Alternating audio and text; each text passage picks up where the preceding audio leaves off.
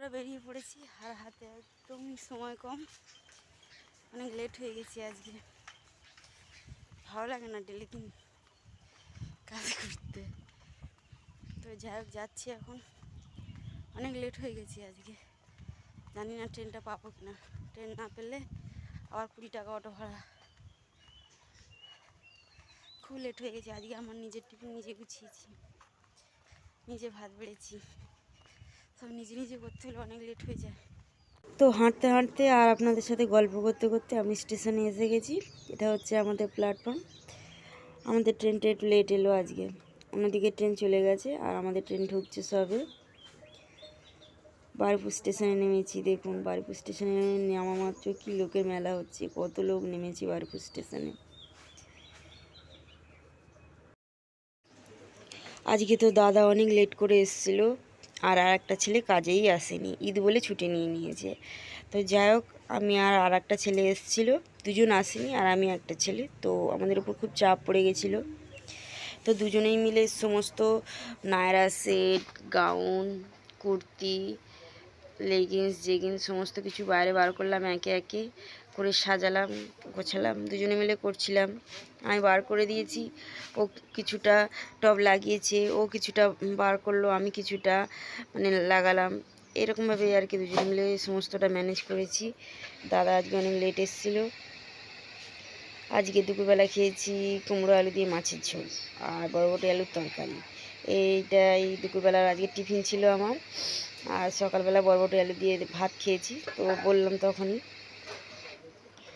আর বিকাল হতেই দাদার ছেলে দোকান দিয়ে দিয়েছে। সকালের দিকে দেয়নি, যেহেতু একটা ছেলে আসেনি, তো তাই বিকালের দিকেই দিয়েছে। আর বিকালেই মেনলি সেলটা বসে, সেলে সবাই বিকালেই দোকানটা দেয়।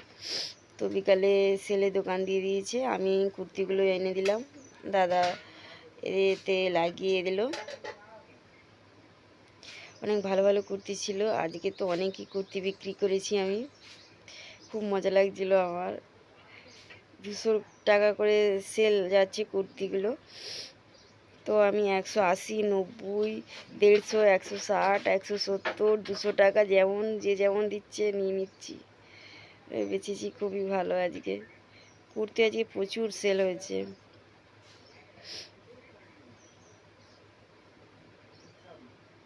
এই দেখুন আমি হ্যাঙ্গার ধরে দাঁড়িয়েছি আজকে, এটা আমি পাহারা দিয়েছি, ওই ছেলেটা আজকে আসেনি বলে। নতুন ধরনের কাজ করেছি আজকে। কুর্তি তো আমি অনেক বিক্রি করেছি। আর বেশিরভাগ মানুষ যারা কুর্তি নিচ্ছিল তারা তো আমার বন্ধু বান্ধব ছিল, অনেকে অনেকে আমার এলাকার লোক ছিল। তো ওই জন্য একটু কমেই দিতে হয়েছে। 180, 70, 190তেই দিয়ে দিয়েছি কুর্তি। তো এবার আমি স্টেশনে যাচ্ছি।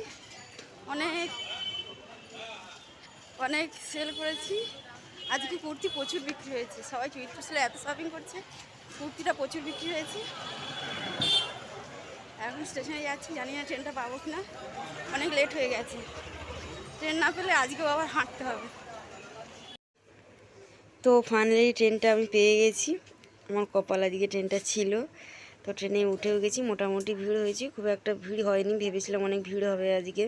তো আমাদের স্টেশনে নামা মাত্রই উল্টো দিকে ট্রেনটা চলে যাচ্ছে। আমাদের ট্রেন 9টার পরে দাঁড়ায় না, আপ আর ডাউন দুটোই দাঁড়ায় না। দিনের বেলাতেও অনেক ট্রেন দাঁড়ায় না, তো ওই জন্য চলে গেল না দাঁড়িয়েই। আর এখন আমি যাব বাড়িতে। স্টেশনে বেশি লোক নামেনি, একাই যেতে হবে আমাকে বাড়িতে।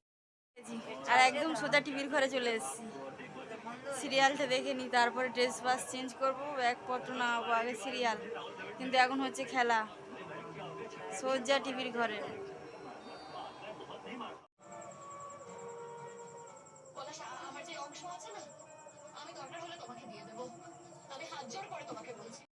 তো বন্ধুরা, এখন বাজে 11:35। খাওয়া দাওয়া হয়ে গেছে। আর আমাদের এই দিকটা একটু সন্ধ্যার দিকে খুব হাওয়া হয়েছে, তো আমার একটু ঠান্ডা ঠান্ডা লাগছে।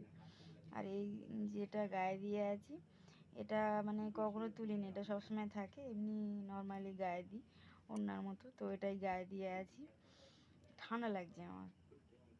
তো আর মাথাটাও রেডি হয়ে গেছে, মোটামুটি চুল গুছিয়ে বেঁধে নিয়েছি। ট্রেনটা আজকে সময় হলে পেতাম না, ট্রেনটা আজকে লেট করেছে বলে পেয়েছি। কারণ আমি অনেকটা সময় হাতে নিয়ে বেরোই, কিন্তু এত শপিং করছে সবার সাথে আমার ধাক্কা লেগে গেছে দৌড়ে দৌড়ে আস্তে আস্তে। তো যাই হোক, দৌড়ে দৌড়ে এসে ট্রেনটা পেয়েছি, কারণ সময় আসেনি আজকে ট্রেন আজকে বেশ খানিকটা লেট করেছিল। 9:15 ট্রেন, 9:30টায় এসছে। তো ওই জন্য ট্রেনটা পেয়ে গেছি। আর ট্রেন না পেলে আবার আজকে হাঁটা দিতে হতো। আগের দিন তো ট্রেন মিস করে পুরো 1 ঘন্টা 10-15 মিনিট হেঁটেছি। বারুইপুর স্টেশন থেকে পুরো আমাদের বাড়ি পর্যন্ত হেঁটে চলে এসেছি। এত রাতে হেঁটে এসেছি, রাস্তায় কোনো লোকজন নেই, বাড়ির লোক তো ঘুরে গেছিলো। কী করা যাবে আর, অটো পাইনি, টোটো পাইনি, কী করবো, হেঁটে হেঁটে চলে এসেছি। লোকজন ছিল তো হেঁটে হেঁটে চলে এসেছি।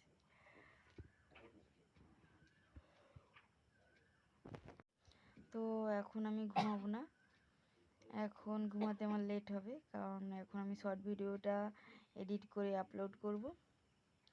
তো যাই হোক, আপনাদের সবাইকে গুড নাইট, দেখা হবে নতুন ধরনের কোনো ব্লগে। খুব ভালো থাকবেন সবাই, আর এতক্ষণ আমার সাথে থাকবার জন্য থ্যাংক ইউ সো মাচ সবাইকে। আর ভিডিওটা যদি ভালো লাগে প্লিজ লাইক করবেন, শেয়ার করুন বন্ধুদের সাথে।